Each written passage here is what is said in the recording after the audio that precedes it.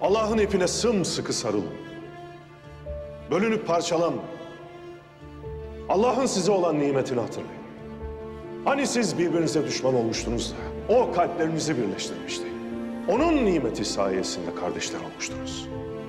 Yine siz bir ateş çukurunun tam kenarındaydınız. O sizi oradan alıp kurtarmıştı.